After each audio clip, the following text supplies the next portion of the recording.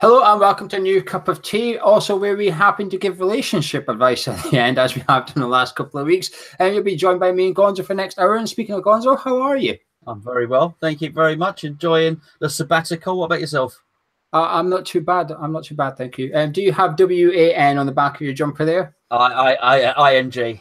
But anyway, a lot's happened since we last spoke. Someone's got injured, someone's rejected a contract. Well, I haven't signed anyone new yet, but we're close. But someone who have signed is the director of football. Were you happy? Yes, it have to be. Yeah, it's something that Sullivan suggested after he got all the stick, didn't he? It was just before the before the Watford game. He released his little video and said it was something he was going to do. He's done it, and it's the manager's choice, which I think you've got to do.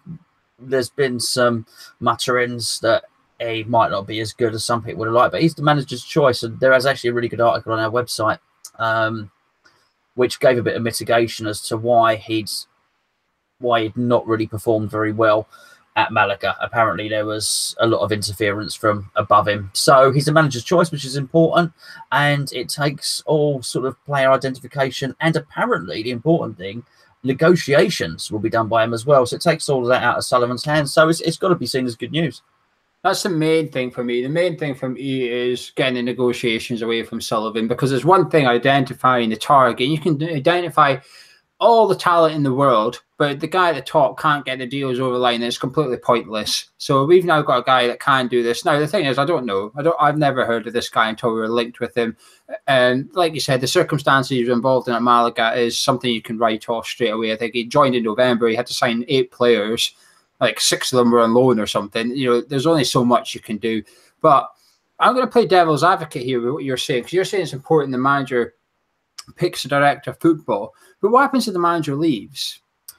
I agree, and I know what you're saying. And I think had we have had an ethos and something had been set up by the chairman over a long term, then I totally agree that you have the continuity of something that Swansea have just been relegated. But you know what I mean, that continuity. But this is the first one we've got. And I just think anyone is better than Sullivan doing it at the moment. I think going forward, if there's a model, our next phase will be after Pellegrini has done his 3 years. We then identify a style of play. We bring someone in, and then that guy actually oversees the bringing in of the manager. But it's sort of a case of chicken and the egg and what came first. I think we had to get the manager in. Now we've got a director of football. I think it's baby steps, one step at a time. I think for a better organised club than us, what you said is right, and I'd like to get to that point. But I think for the moment, manager, someone he can trust, I think that'll work for us. Yeah, I'm delighted as a director of football, but there's just a little part of me is thinking, is this the right thing to bring in a manager and director of football who are like that? Because surely, yes, you want them to be like that, but surely then you want to be in a position if Pellegrini left after a year for whatever reason, he maybe is such a success, he moves to a bigger club, or he just doesn't like it, whatever. You want that director of football to remain here and continue with the project and that. And part of me worries that they're coming as a team and they're maybe going to leave as a team. And that's just lingers on my mind a little bit. The only thing that, play my own devil's advocate now, the only thing that eases it is that the director of football is surely responsible for the identity of the club, etc. Now, if he's going to be using Manuel Pellegrini's style of football as identity, then it's the right one, because that's what we want. Even after Pellegrini leaves, that's what we want to see at West Ham. We want that style of football to remain here. And then, like you said, he would then be responsible for finding Pellegrini's replacement that can work with the players he's brought to the club. But there's just a little part of me that's just a little bit wary that it's... I feel like it should almost be the club's choice as the director of football and say, you're the guy we want, you're the guy we believe is the expert, you're the guy who has that ethos, if you like, that we want to see at this club. You have the connections and you come, then you go get the manager. But we almost did it the wrong way around a little bit. We went and got the manager first, and the manager came in and said, well, that's my director of football. Can you go get him, please? And we went, yeah, okay, we'll do it. I hope it works. And like, it's better than where we were a week ago. And we've spoke on a couple of shows, we sort of touched on it, saying that we think this guy is pulling the strings in the transfer window so far anyway, or at the very least casting his eye over the transfer and saying, yeah, he's fine, go get him, yeah, he's fine. Because while he's been here, the transfer targets haven't really changed much, if at all. All that's changed is where we are in terms of negotiations, if you believe the reports, but the players themselves are remaining the same. But speaking of the players, a new keeper could be arriving the end of this week or start of the next week. Fabianski, 7 million. What do you make of this one? It's okay. There was always going to be a decision that had to be made, but if the budget is, as to be believed, 60, 70 million, then there was always going to be a decision to be made by the manager whether a large chunk of that was going to be used on a goalkeeper. I think what he's done is probably decided to put that off for another year, let's say. So he's gone and got somebody in for peanuts, which it really is for a Premier League player. I think that his wages aren't going to be overly expensive either, and he's a solid enough keeper. Nothing spectacular, but I just think that decision was made. Actually, we're not going to go with Jack Butler, we're not going to go with Heaton, we're not going to go with anyone else. We're not going to spend 20 million on a goalkeeper. I think it's a pragmatic decision, and I don't blame them for that, particularly if they're going to spend it on outfield players. Yeah, I think maybe it changed when Lanzini got his injury, which we'll touch upon later. I do wonder, because he got injured, we thought, right, well, we need to pool some money from somewhere for the budget, because Fabianski seemed to go from a whisper to nearly joining the club like that. You know, we were linked with various goalkeepers. I wouldn't even say Fabianski was at the top of that list we were linked with, but he suddenly became the #1 choice pretty much overnight, really. And I think it's come from that part. See, I'm torn over this one because I think he's a really good keeper. I think he's better than Adrian. He's a better goalkeeper than him. But removing the keeper and looking at the two facts, which is one, 7 million, and two, he's 33 years old. Now, I know keepers these days can play till they're older, etc., etc., but he's still 33 years old. 7 million, part of me is just thinking, for the sake of another 8 million, that's where you are at the Tom Heaton price tag a little bit. And I do wonder if we could have just went that one little bit further. You know, it's a Jordan Hugo on top of the 7 million. You can maybe go get Tom Heaton, who covers that position for 10 years. I thought Heaton was 30. Well, I don't know, but I don't think he's that expensive. Butlin's definitely 30, but I don't think Heaton will be that expensive. No. I thought he's 30 years of age, Heaton. Well, he's still 3 years younger than Fabianski, if he is. But interesting to know. I just think, like you said, we're going to be in a year's time or 2 years' time, we're going to be coming back to the goalkeeper and thinking, well, we need to go spend money on it. And I just think it's maybe a lost opportunity to really nail down that #1 position, because is Fabianski loads better than Adrian? I don't think he is. I think he's better, but I don't think he's... I think it's arguable whether or not he's better. I think it is just a geezer in there. I think that's all they've done. I don't know. They have improved it particularly. Just what you said and what I said. I just think they're going to allocate those funds elsewhere and deal with the outfield, really. Well, I think they have. I think he is better than Adrian, but I don't think he's... You know, I just think it's a lost opportunity. We had an opportunity now. We've got a vacant #1 shirt, if you like. We could go to the keepers like Heaton and that and say, you're starting against Liverpool if you join us, etc. We've lost that opportunity now. Now, there is talk that Adrian's going to leave and we need another keeper. And that's just, to me, that's almost one step forward, 2 steps back, because now you're going to be bringing in 2 keepers. And surely you're not saying to one of them, oh, yeah, you're going to be on the bench, mate. You're going to be saying to both, you're coming in to fight for it. But whoever's not on starting against Liverpool after a few games, they're going to be thinking, well, this ain't what I signed up for, is it? We're going to have the same problem we had with Adrian and Joe Hart, and we're going to have the same problem we had with Adrian and Randall. None of them are happy being #2. And this is consistent from Adrian now. This is now the 3rd season where he's starting to get a little bit tetchy, and the Real Betis links are coming back, and the rumours are that he wants to go back to Spain because we're after Fabianski. Yeah, to be fair, I don't know. I've got no knowledge or insider stuff, you know. But I do think that Fabianski will be the #1. I think Adrian will go, and I think actually who they do bring in will be content to sit on the bench, because that's what will be sold to them. And I would imagine it will be somebody from a lower league club. It's supposed to be the keeper that Julio or whatever just signed at Malaga. I don't know his name, but apparently that's who we're bringing in as the #2 keeper. £1 million or something. There you go. Yeah, £1 million. He's probably be earning 20-25 grand a week, and he'll be the #2 goalkeeper. So yeah, I think, and that goes away. And I think rightly so in many respects from what you said has been the past couple of years with Randolph and then with Hart and Adrian as well. So yeah, I don't blame them for doing that. It's as long as that's what they want to do, and it's coherent thinking and it's clear thinking, and that's their plan of action. I don't mind that so much. Yeah, no, me neither. The only thing that makes me wonder with the Fabianski thing is, are they thinking in 2 years' time? I'm giving Fabianski a 2-year lifespan, by the way. I've just decided. They decide in 2 years' time that Nathan Trott's then going to be ready to step up, not necessarily become number one, but certainly become the keeper on the bench, if you like. If so, then fair enough, because that's what we need to see. And that's when, interestingly, when the official announcement went out about this Husa loss, whatever, on the official site, it was very much, there was a paragraph in there about how he brings youth talent through and how we believe we've got youth talent waiting to come through. And you do wonder if they've got one eye on that and saying, well, here's your list of players that we think is good enough. Can you try and get them into the first team, please? And perhaps he's saying to Sullivan, there's no point spending 30 million on a goalkeeper if you believe this guy in your under 23s right now is good enough to eventually become number one at West Ham, because eventually you're going to have to sell him because he won't get in the first team because you've spent 30 million on a goalie who's there for the next 8 years or something. So you've just blocked his route. So I don't know. It's all if buts and maybes, but we'll see if Fabianski joins. But it does sound like he's going to. But what about his Swansea teammate then? Mawson linked with him in January for 40 million. Now he's back again for 25 million. Yeah, I was surprised. I've got to say, he's out having knee surgery at the moment, so I thought that would scupper any link. But obviously, we were linked with him last January. So once we were linked with him, I didn't claim to be the biggest expert in the world on him. But after we were linked with him, I watched him. I think he's quite slow. I was surprised actually. I doesn't look better than Ogbonna, for instance. So, and obviously we have Declan Rice coming through. Put aside the theory that Declan might play central midfield, but it was a strange one. I do find it a bit strange that so much money would be allocated to him. Also a strange one, you know, how was Pellegrini and Helios watching Mawson? I don't know, it's a bit of a funny one really, but you know, if he comes in then, but I think we need a centre back, so I just find it a strange choice, what with a knee injury and the fact he lacks a bit of pace. Yeah, I think he's okay.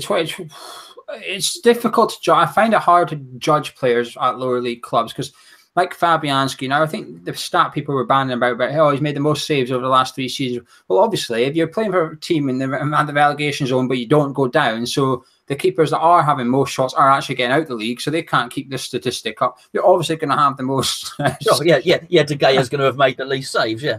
Like, are you going to tell me that Ederson at Man City is the worst keeper in the league because he made the least saves last season? No, it doesn't work like that. So, but for Mawson, he's constantly under pressure at Swansea, isn't he? He's constantly defending and stuff. And you do, like, if you looked at Ogbonna at the start of last season, you'd have thought, I wouldn't pay 20 million for him. But if you watched him at the end of last season, you'd have thought, he's well worth 20 million. So I don't want to judge him too much in Swansea, but he is better than any of our defenders, not Rice, but any of our centre-backs with the ball at his feet. And this goes back to who our manager is becoming now. This is what he wants from his centre-backs.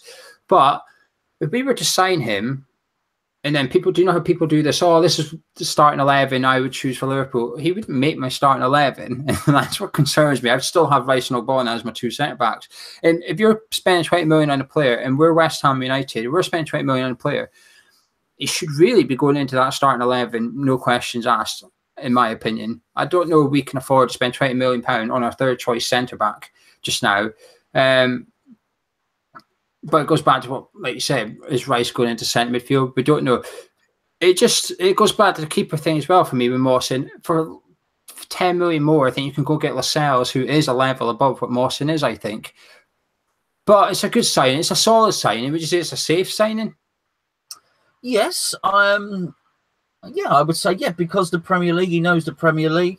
It's safe if the knee injury is all right. I do. That does worry me that with West Ham's track record that we would bid for somebody who is currently out having knee surgery, I do think is a slight worry. If that's okay, then I guess it is safe. You are right, though. I really think that's a good point. West Ham United to pay 20 million for someone that wouldn't necessarily be in the first team is a big one. But what I always say when people make up their first 11s, when do you ever see them? When do you ever see that first 11 if you've got a 25-man squad and the 11 that you choose? You never see it because of injuries, suspensions, niggles, fixture congestion. It rarely ever happens. You do need a squad. So I don't mind. These are all Fredericks, goalkeeper, centre-back. Great. If we need them and the manager wants them, fantastic. You know, for me, I've been looking for my pace, my trickery, and something in central midfield. That's when I'll get excited when something like that happens. I think he's going about it the right way, though. I'm glad he's concentrating on the back because we were, I think Leicester might have scored a few more than us. So we were the 8 top goal scorers in the league. So we were second outside the top 6 last season. We were bottom for goals conceded. So he's obviously looking at the right area of the squad, thinking, well, up front they're fine. They're scoring goals. They're finding the net. But for some reason, they're conceding a heap. So let's have a look at this. The other centre-back, same price as Mawson, roughly. Have you ever heard of him? I don't think we've touched on him yet. That is, I don't even know. Is a Diop. Diop, yeah, I heard of him. Yeah, yesterday I heard of him.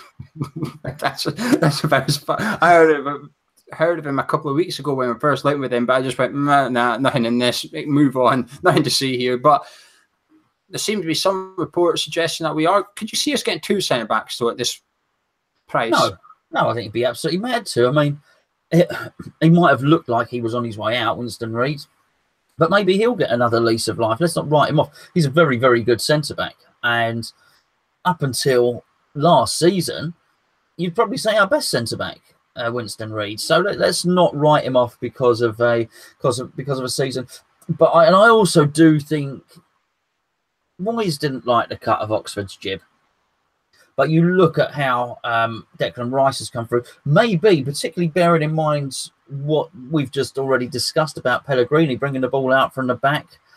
He might really like Reece Oxford. So there's a player there as well. And you've got Josh Pask there, who's a good young player coming through.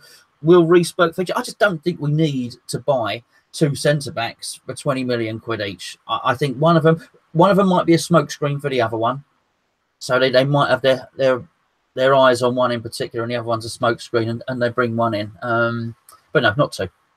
Yeah, I wonder if maybe Mawson sort of the David Sullivan choice, and we've been pursuing him before this director. And I wonder if the director and Pellegrini's come in saying, actually, no, we're not going for Mawson. We're going for this guy over in France. We're going to go get him. And I do wonder if it's 2 different things. And I don't think there's a row or anything. I don't think I'm going to argue about which one to buy. I just think they were already maybe pursuing Mawson until this one come about. And also, we're in for Fabianski right now. We can't pull out that Mawson deal until Fabianski's done. Because if you pull out that Mawson one, you're going to piss Swansea off probably. And then that Fabianski one gets thrown into doubt. So I think we're going to have to keep our hand in at least until the Fabianski one's done, signed. He's a West Ham player. Then we can change tactics a little bit.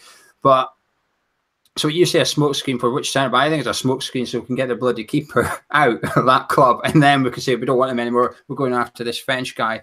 But there'll be a domino. If you withdraw from that, the keeper deal becomes. But this Issa Diop, never heard of him. French under-21 captain, though he was once linked with Barcelona, so he must have something about him. He's a big boy as well. Look, big boy apparently.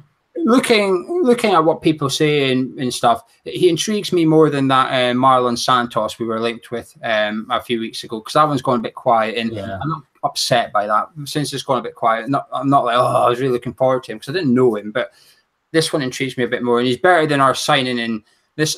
Is a Diop's better than our signing in January. Is a waste of money from the Championship.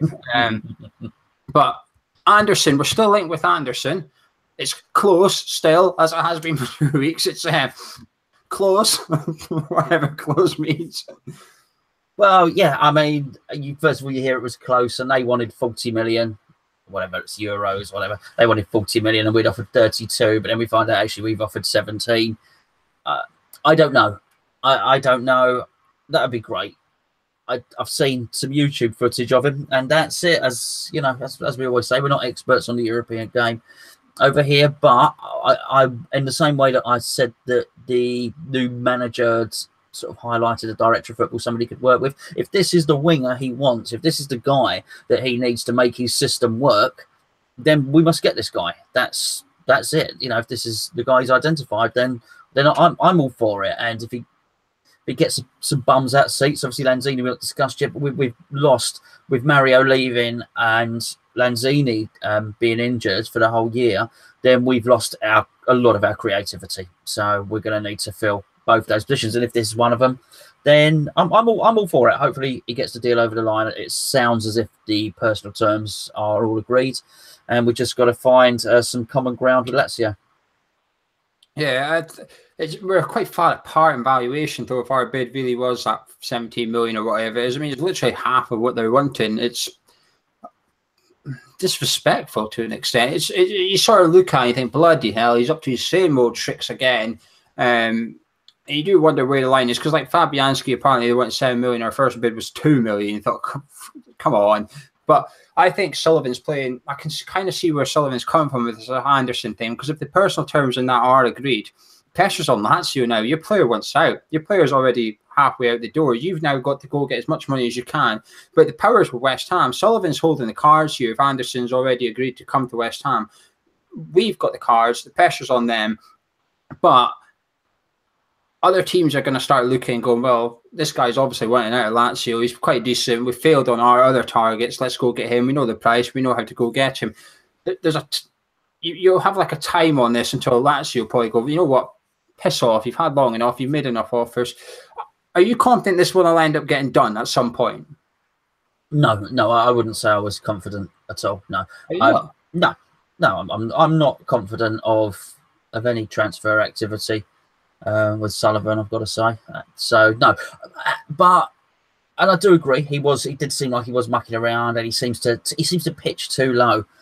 If you do that, you know, everyone's used eBay. Sometimes you put something up on eBay, and it's you know, you put something up for 50 quid, and there is always someone, and you'll start it at, you know, you start at 50 quid to run for 100, and someone will always message you going, will you take 35 quid now? No, I won't. Of course I won't. It's ridiculous. And you know, and you just think, I don't want to deal with those people. And I just wonder if Sullivan comes across like that. But if the dealings have been taken out of his hands now, and actually he said to the director of football now has 75 million and £250,000 a week wages to play with.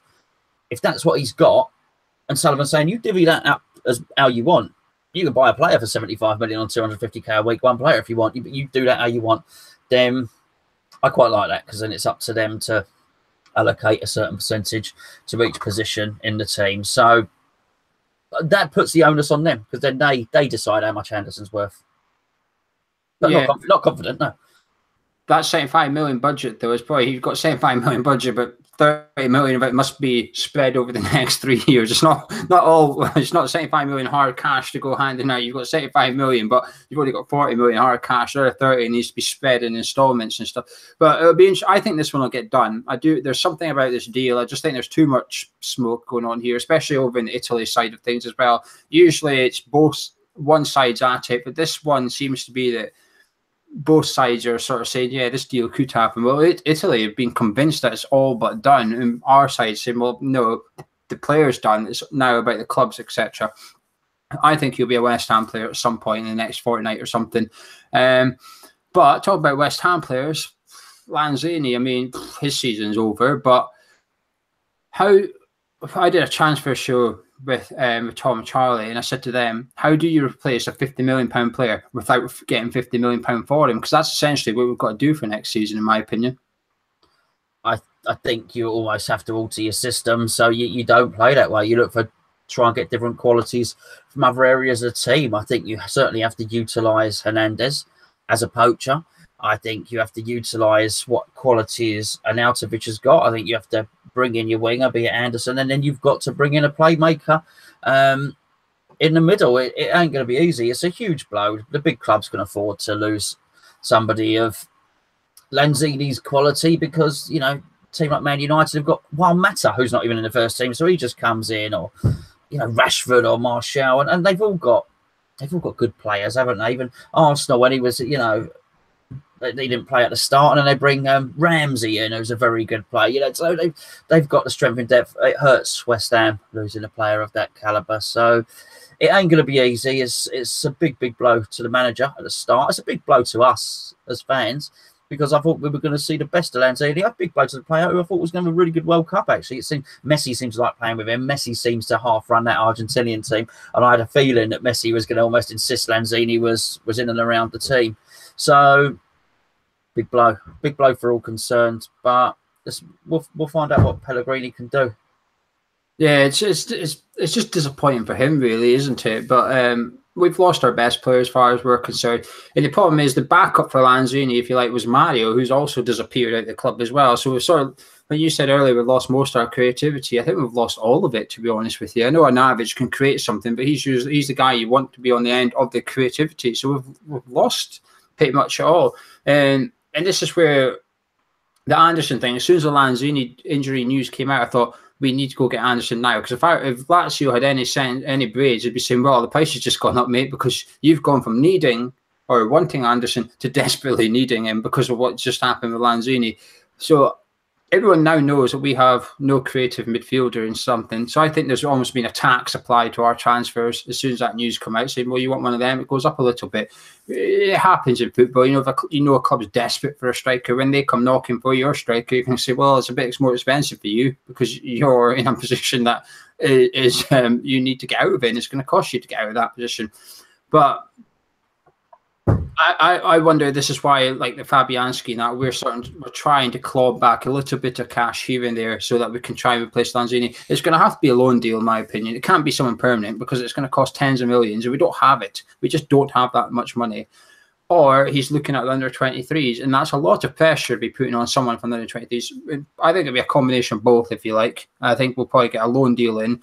Or Robert Snodgrass finally steps up to the plate and delivers. But wait, see. But another West Ham player, Declan Rice, his contract offer. I did a show with Mike and Charlie, I think, about it, and we spoke about it then. So what did you make of the Declan Rice contract offer? $7,000 a week, which he obviously declined.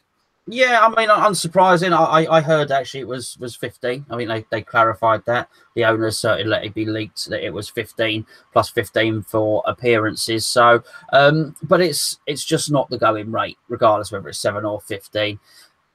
I do think you end up paying people that come through your youth system a little bit less. That sort of happens, but you just look at what we're playing some of the other players, and you look at what perhaps Fredericks has come in on. The worth of Declan Rice to the team is far more than that, and also you just don't want to antagonise or irritate somebody that is you should really look to embrace and to be our future captain. It just smacks of a deal done on the cheap, trying to get. Just they're always trying to penny pinch and save, and it's the wrong time to do it, and the wrong person to do it with. Certainly, hopefully, he's got his head screwed on. He's very, very mature, Declan, but badly timed. Bearing in mind he'd put in such good performances for the Republic of Ireland, and O'Neill and Roy Keane are really talking him up, and even the Ireland players and ex-Ireland players, they're talking about what a fantastic player they've got on their hands. So then.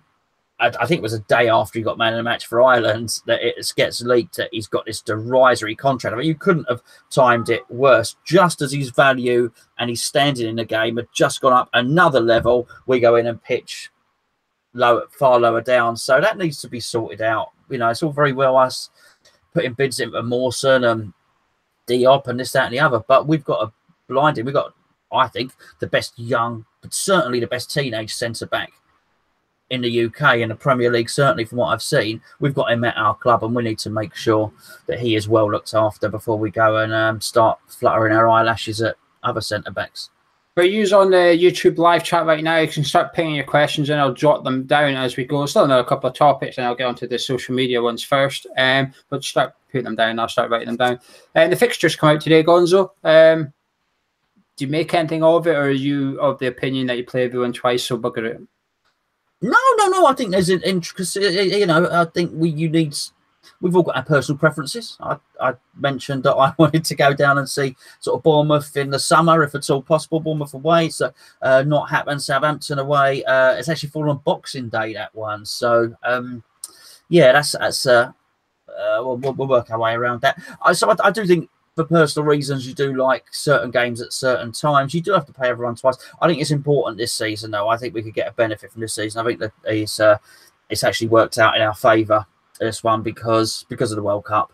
Because all of those big teams have all got players in that World Cup.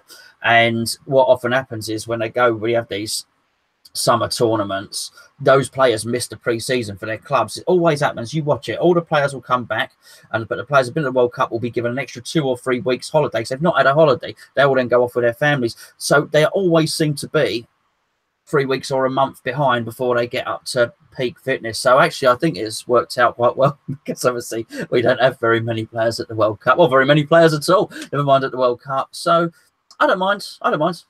Yeah, I'm not fussed with Liverpool away for the reason you said. I mean, the countries do have to go further in the World Cup for that to take part. So we need to start tuning on Egypt, if you like. So Mo Salah's tied up at the start of the season. But I'm of that opinion that you play everyone twice to an extent, so it doesn't bother me too much. I mean, when you look at it, yeah, we've got a reasonably tricky start. In April's a bit of a nightmare, but like December, if you could write down what fixtures you would like in a month, you would consider writing all them down for your perfect month of fixtures. We've got some. We don't play anyone in the top 6. I think there's 7 games. Like 4 of them are at home and 3 of them are away. December's a really fruitful month for us, I think, and by that time, that's where Pellegrini should have had his team stamped down. He should be there. We should be gelled together, etc. So I'm not too fussed. Like you, for personal reasons, you look at 1 or 2 fixtures and you think, but it's worked out okay for me this year, I think, to be honest with you. They can't please everyone. You clearly can't. Yeah, it's cool. I think you made a great point with Salah as well. You know, that guy has had a really, really long season, and then he's had some massive rehab to sort his shoulder out. Loads and loads of physio, and straight into a World Cup. And the pressure that's on that bloke, he is a poster boy for Egyptian world. Well, not just Egyptian world, the whole sort of Middle Eastern world. You know, he's a poster boy for almost like a whole religion, a sporting religion. And there's so much pressure on him. He's doing interviews left, right, and centre. He's gonna, I think he's gonna be really knackered next season. I do think they're going to need to give him a bit of a rest, because he's worked so hard. I'm not surprised his shoulder gave way after carrying Liverpool all season. It was going to give way eventually, wasn't it? Waiting list, the season ticket waiting list is now, people are now getting, the relocations are done. So people are now getting phone calls saying you can now get a season ticket, etc. Have you been seeing people, remember last week we touched upon about how people just don't know where they are in the list? Yes. Well, it's gone one further now, because in the last week, there's people who have never wanted to be on the waiting list or getting appointments, and they're saying, hang on a minute, I'm not on the waiting list. Why have I got an appointment? And then there was someone that we both know who had a season ticket. He's had a season ticket for a few years now. He didn't renew, okay? He did not renew in the summer. He's walking away. He decided that he's been there and done it now. He's going to go do something else, which is fine. And he got an email randomly saying, your appointment for getting a season ticket's then. He had one. He didn't renew it. But there's other people who are genuinely on the waiting list. They don't have appointments. And now people are now speaking with each other saying, when did you join the waiting list? And there's people saying, summer 2016. And there's other people saying, well, hang on, I joined in the back end of 2015. I don't have an appointment, but you have. So how is this working out? So there's a little bit of... the club are starting to get caught out a little bit here, because for the last 2 years, everybody, and I say everybody, I mean everybody, has suspected the waiting list is a little bit made up. There is a waiting list, but it's a bit exaggerated, and no one really knows what's going on. But until now, we've never had proof. Okay? And as you'll remember, in that second, I still remember, it was the second meeting with Karen Brady, I specifically said to her, I said, I have 2 email addresses with West Ham. I've got one which has my season ticket on, and the other one which I still get emails through saying that I am on the waiting list. I said, although I've not joined the waiting list on that account, because I used that for the Claret membership in the last year of Upton Park, and the one that I've now got my season ticket on, I paid £10 to join the waiting list on day 1.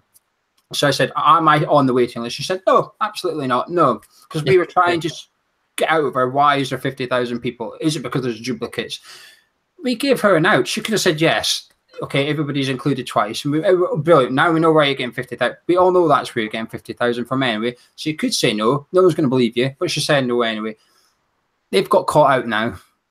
Yeah, well, she knew then, because after she said, after she denied it, we all came back with our own personal experiences. Most of us are season tickets, and we were all on the waiting list as well. So, yeah, I mean, she did know at that point, because after you said that, she gave her answer, and we all came back at her. Yeah, clearly there's something amiss. Clearly there's something wrong.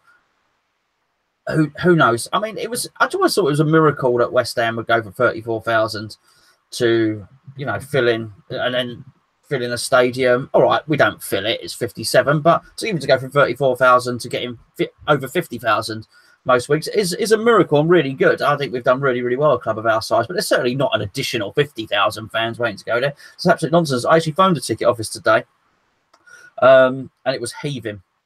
It was heaving. I've been on there for a while, and afterwards it said, "You are number 17 in the queue." Oh, I'll just leave it. So, yeah, I mean, they're clearly dealing with a lot of calls at the moment.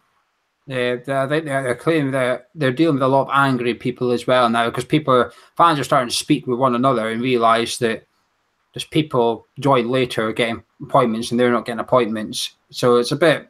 They were going to get caught out eventually. The time has come. They've now got caught out. The West Ham ladies signed their first ever professional footballer during the week. They retained Rosie from last season, and they also signed Spencer, the goalkeeper from Chelsea. They've now got 2 players for next season. It's getting there. And one of them's a bloke by the sounds of it. It's just something like that. But yeah, 2 players. So they've got quite a lot of players to go until the summer. But anyway, you ready for question time? Yes, mate. Yes. We'll start with the Twitter ones as always. At Hammers_chat. You can join us every week. We'll be doing this every week over the summer, so you can tweet us your questions there if you can't catch it live and join in on the YouTube chat. Mike Manera at WHU Mike says, "Are you concerned with the lack of activity in reinforcing our central midfield? Surely that is the #1 area that needs improving." I agree, Mike, mate. As you know, I said it earlier that I thought that was the one area. So, I'm not overly concerned as yet, because I didn't expect anything to happen yet. And if it's to be believed, neither the manager or the sporting director, or whatever you want to call him, are actually in the country and have taken. I don't think they've even set up their office yet in the training ground or whatever. So I wouldn't expect anything to happen yet, but I do expect it to be a priority. Ask me in 3 weeks, we've still not done anything, then I might be starting to be a little bit worried. If we didn't have Pellegrini, if we had David Moyes and David Sullivan, I'd be worried. But for some reason, Pellegrini seems to have given the fan base an injection of patience a little bit, and this really also has given us another injection of confidence. And the 2 combines chill people out a little bit, because there's not many people banging on about defensive midfielder as it was. And you have to trust or expect Pellegrini to have a plan there. And now we've obviously seen the talk. It could be Zabaleta, it could be Declan Rice. He's still got Obiang to come back. He's obviously got Chianti Noble. Reece Oxford's come back. So all of a sudden he's got about 6 players he can try there. But none of them are what I would call a defensive midfield by nature. But this is, like I said to you last week, this is a summer. Someone has to decide on what Declan Rice is next season. And going for £20 million centre-back suggests he's going to be the defensive midfielder next year. I'm not against it, but as long as Declan's happy with it, for me.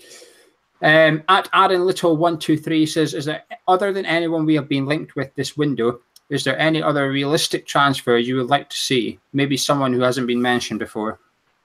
Yeah, I've thought it for a little while now. I'd like to see John Bostock brought home from France. He's done outstanding since he's been there. Would give us everything that we need. Excuse me, I'm going to cough. Over to you, Gio. Yeah.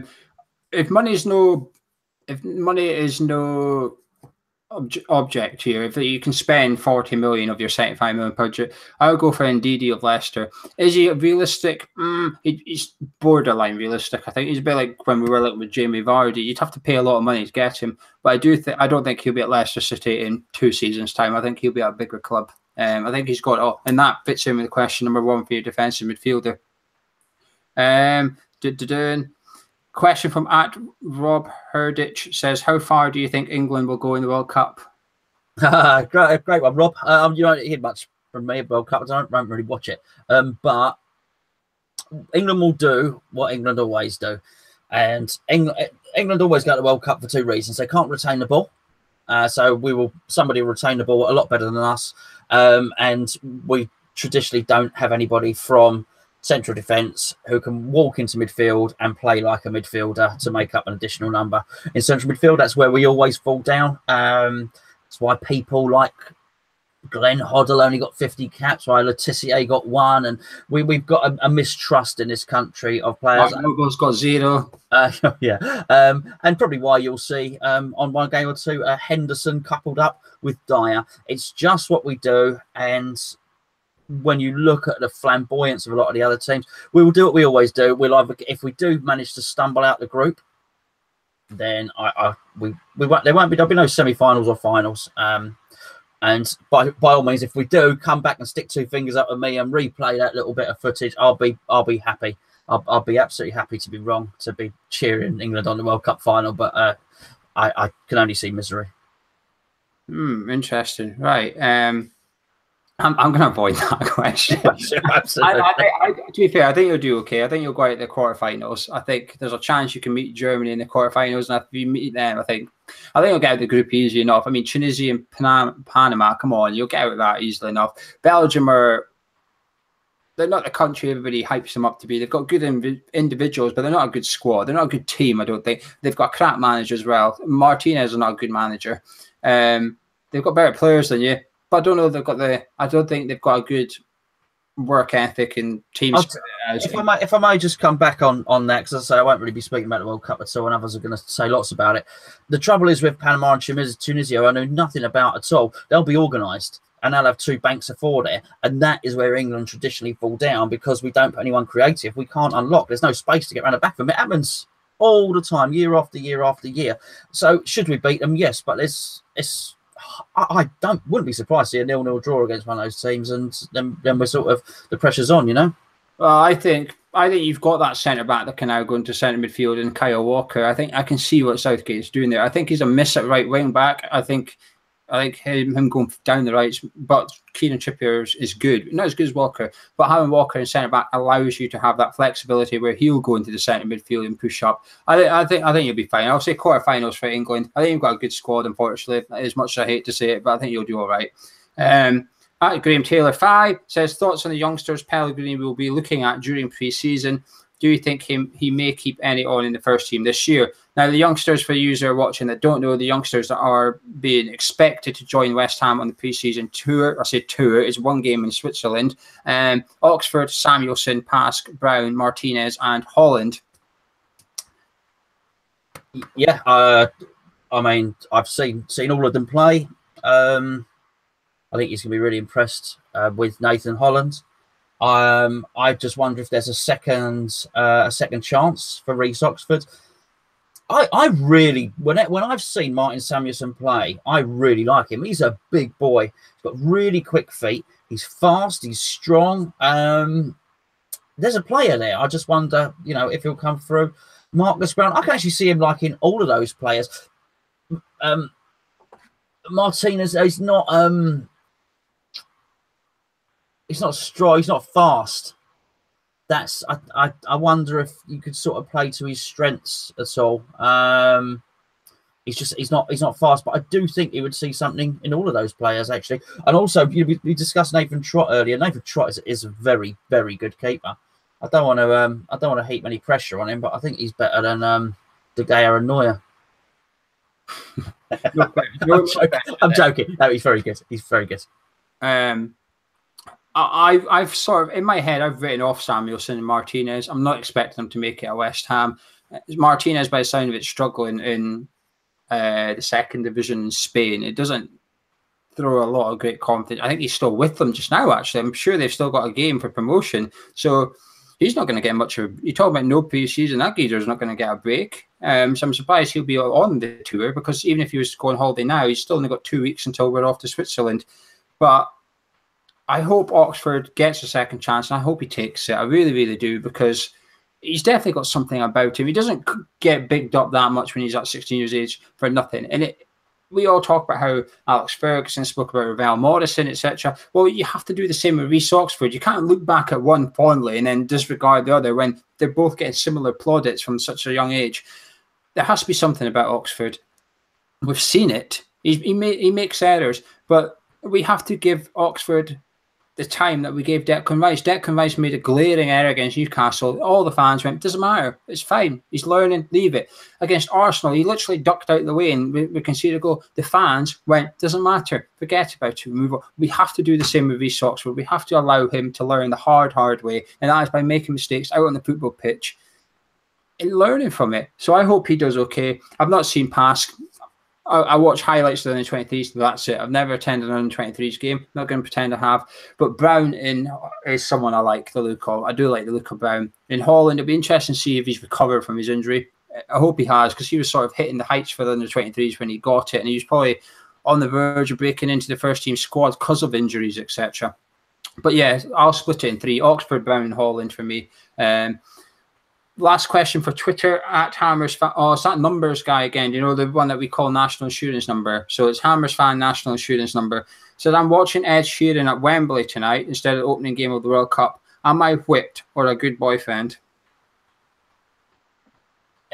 He's going out of Ed Sheeran. He's Ed Sheeran's boyfriend, is he?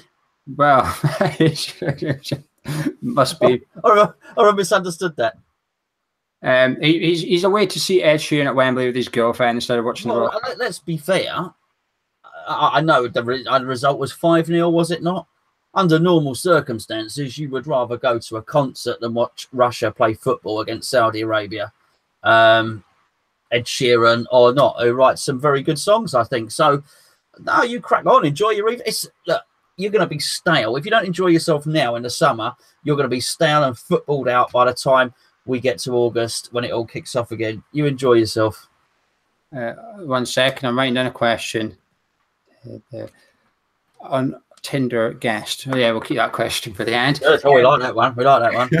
We're like, it's just a new part of the show, the relationship ones. Any relation, we'll say anyway. We're not exactly experts, but we'll give you our opinion anyway. We know more about relationships than we do European football. Well, I better say we don't know. We're not experts on Issa Diop. We don't even know how you say our director of football's name, but it doesn't stop us giving opinions on them. So unless he's met Issa Diop on Tinder, and then we're in trouble. Grinder, wouldn't it? But then we are in trouble. Because we don't know, we can't really speculate, can we? I think that's Grinder if he's Diop on there. Young Tom's on that. Of course, yeah. I'm joking. He's not. Just in case anyone he's not on it. But as for his question, Ed Sheeran's good. I like Ed Sheeran. Son, you enjoy yourself. The football, no need to be rushing back for it anyway. To get it. But moving on to the YouTube questions. Matthew, do we need a striker? I wouldn't say it's a priority. If we're keeping Hernandez happy, we've got one of the best strikers in the game at our club. So if we can find a way to get a tune out of him. We've had a lot of discussion tonight. Let's also not forget that we've got Antonio still at our football club. And, you know, he can always play wide and Arnautovic goes up front. So I think we're all right. I kind of agree. I wouldn't be disappointed if we didn't bring anyone in, but at the same time, if it's got to be a one out, one in policy, even if Hugo leaves, I think we should probably be looking at, if we don't bring someone in, there needs to be a plan, whether that is Tony Martinez or Antonio becomes a makeshift striker or something. There needs to be a plan, and Arnautovic, his position needs to be decided by Pellegrini as well. Is he going to keep him as a striker, or is he going to convert him back to what he was at Stoke and Wolfsburg, etc., which is a sort of left winger, inside forward, which he does play with Pellegrini. So I know everyone's still kind of as a striker. The rumours indicate he's going to remain as a striker, but I wonder if Pellegrini will look at him and go, actually, you know what?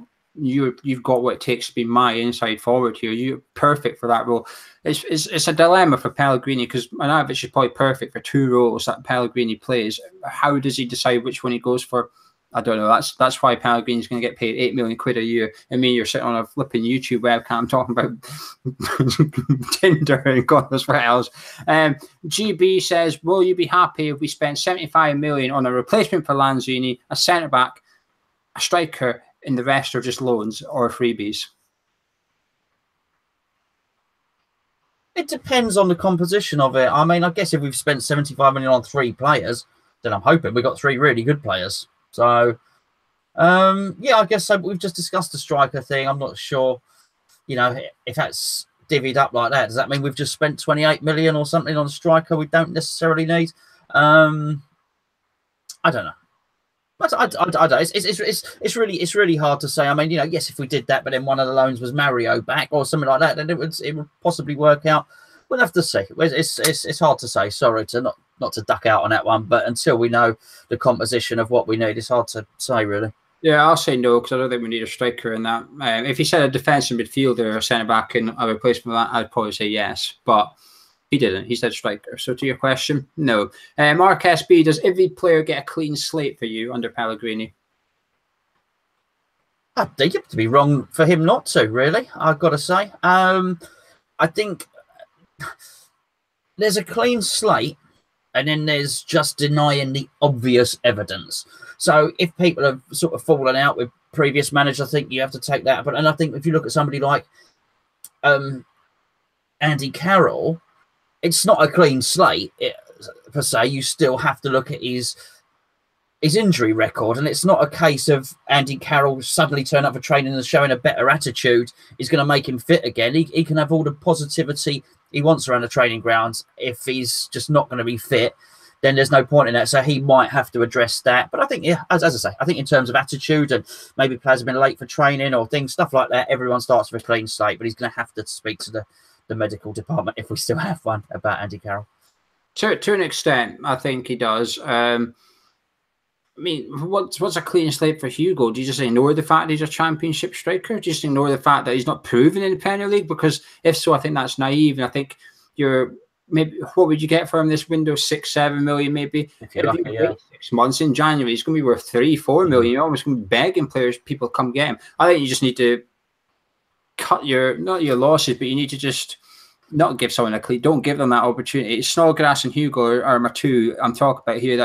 I think Pellegrini needs to get rid of them ASAP. The Snodgrass thing, the fee is relevant to an extent, but it's his wages. Remember, when he joined, he was one of our highest paid players. So he's on about 70 grand a week. That's a lot of money. We need to get rid of that because we can't afford to be paying someone 10 times as much the offer to Declan Rice to be sitting on our bench. We just can't afford it. So he'd be those two I'd be looking to shift on. But what I will say about Pellegrini is that this player power thing that we've seen in the last year at West Ham comes about. He needs to be backed. This is why I think director of football could be crucial here, because I think most fans agree that some players down tools for Bilic. By the end of it, some players are just giving up. They weren't playing for the manager at all. Now, for me, that's player power. And the same happened with David Moyes. There was mutterings coming out. They didn't like his training. It was too difficult, etc. That is where your chairman, if you don't have a director of football, or your director of football, takes those players to one side and say, you buck up or you're on the transfer market because the manager's here to stay. The manager's getting backed and you're not. But in the last year at West Ham, I think we've seen the players getting backed, and actually the manager is the one that's getting thrown out the door. And this is something we need to remove quick.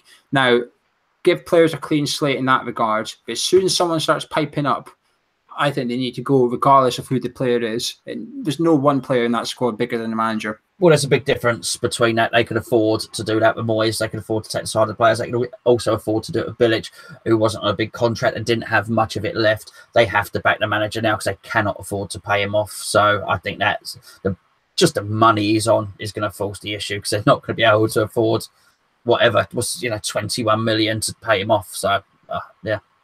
GB says Anderson, Mario, or Wiltshire. Pick one. They're different players. Anderson's wide.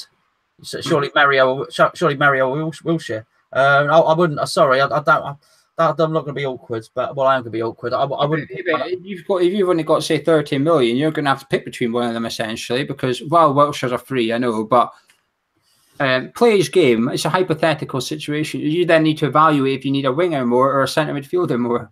Oh, you need a centre midfielder more. So would you go for Mario or Wiltshire? Yeah, well, yeah, I guess Wiltshire, but then you've spent no money, and you get Mario's loan, so you could actually have all three and still spend 30 million in many respects. So Sorry, I don't mean to be awkward, but it's funny. That's the same guy that asked the question about the striker. Now you didn't answer his question. He's not going to ask you. So, who is it? GB. Sorry, GB. Sorry. I would pick Mario. I've seen him last season. I can see what he's done. I liked what I've seen. And I would like to see him under Pellegrini more. I don't know who Anderson is. heard of the name. That's it. I've never seen him play football, so it's hard for me to say, oh yeah, I'd really like him. Jack Wilshere. The funny thing is with Wilshere, I think if you bring him in, the guy next to Wilshere has to be a defensive midfielder. We don't have one of them. We don't have someone that can get the best out of Wilshere to sit next to. And if you get Wilshere in, it means dropping Noble. I don't want to drop Noble. I like him. But it's Mario for me out of them three. Clayton, Martial or Rashford or loan? Which one would you pick? On loan. Shame it has to be on loan. Martial. Yeah, same with me as well. Belinda says, can Chiati or Obiang be the defensive midfielder under Pellegrini?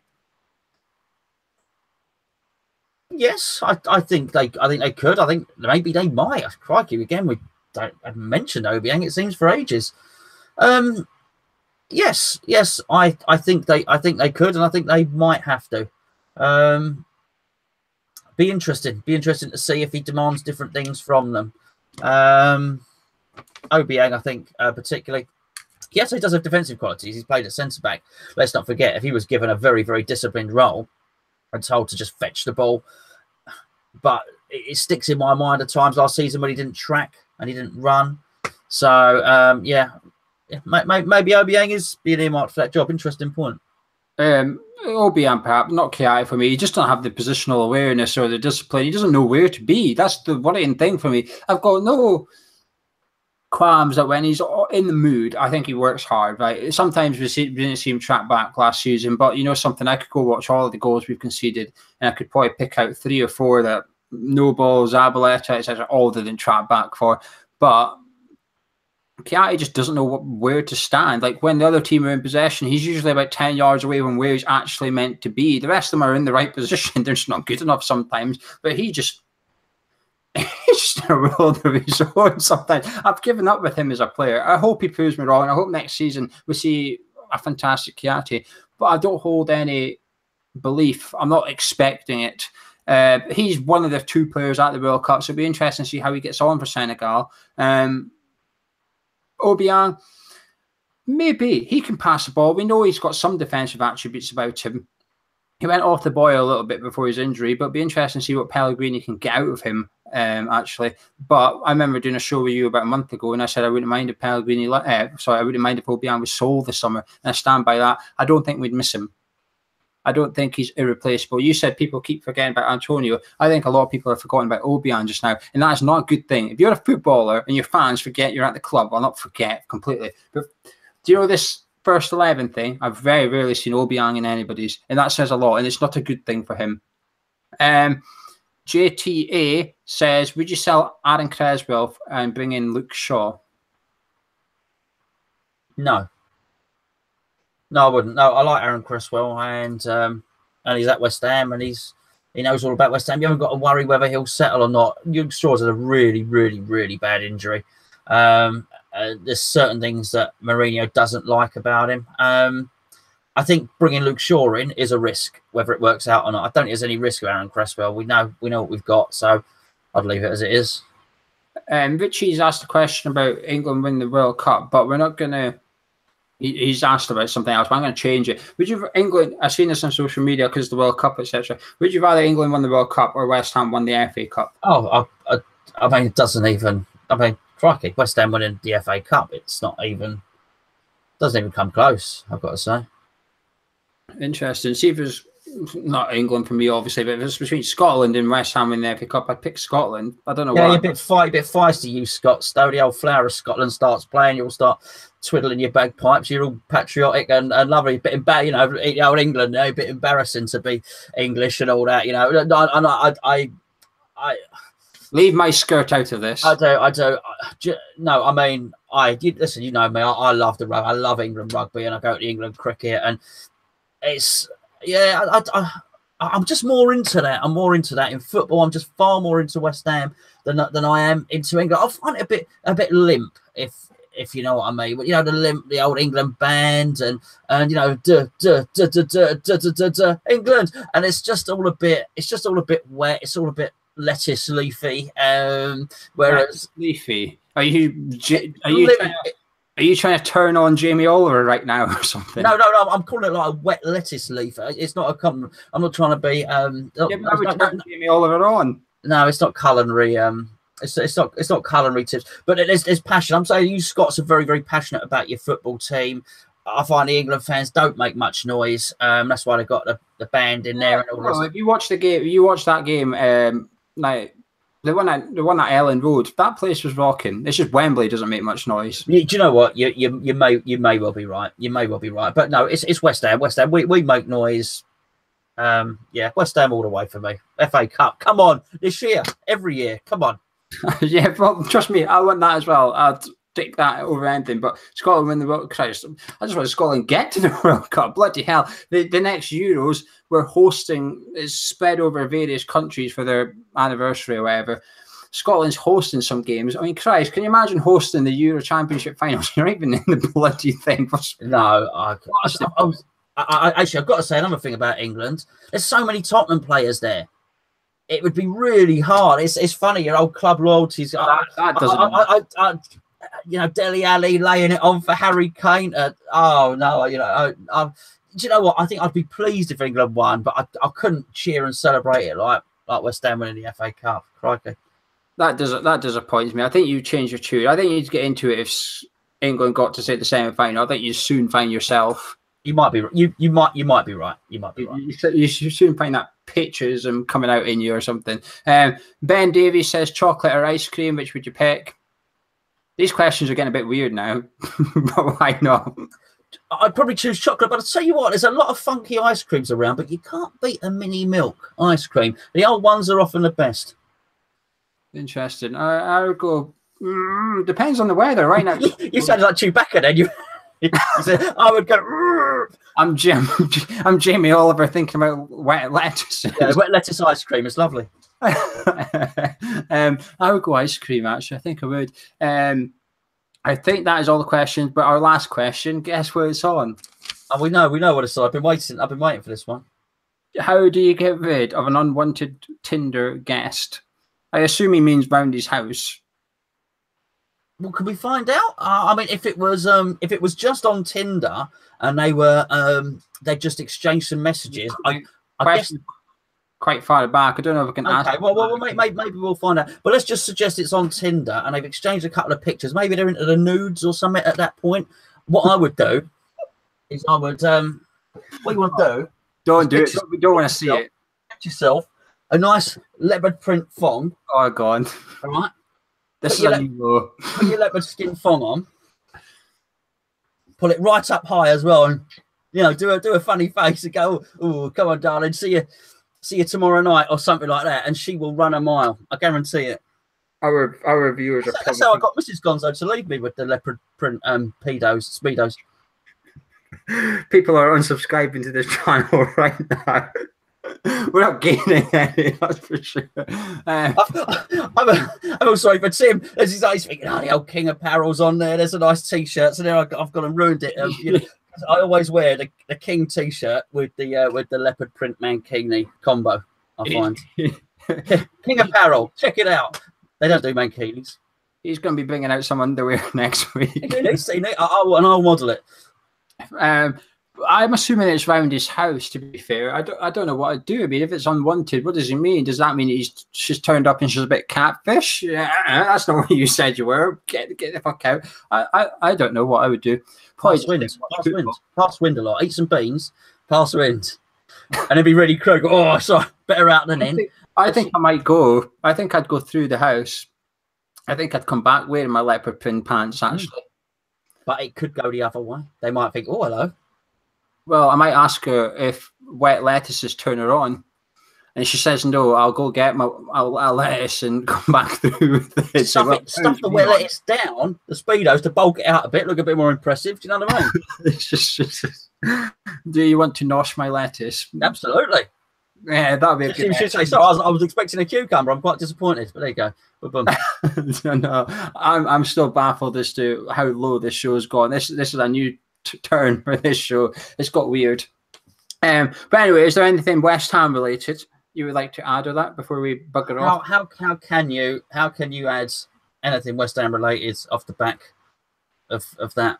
In all fairness, our chairman aren't exactly the cleanest of chairmen in the world. This is minor for them. This is nothing. They're probably watching this going, this. No, they are actually Sullivan's old pants. Those actually, I think that was part of the 17 million plus some Ann Summers thongs for Anderson.